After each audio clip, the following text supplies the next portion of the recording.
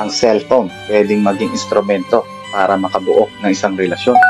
Pwede ding maging lason, nasisira sa isang relasyon. Mapatrabaho, mapaskwela, hanggang kubeta, laging dala-dala. Hindi porket ayaw ibigay ang telepono sa'yo, may tinatago na.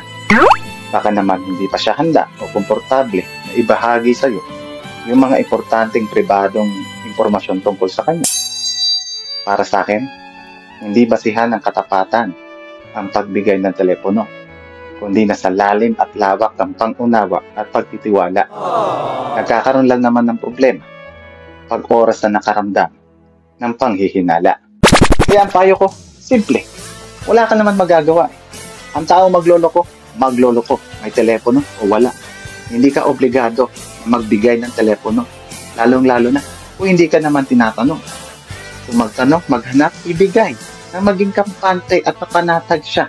Kung may makita, magalit, patay ka. Wala naman problema kung naglinis ka lang ng ebidensya. Gago!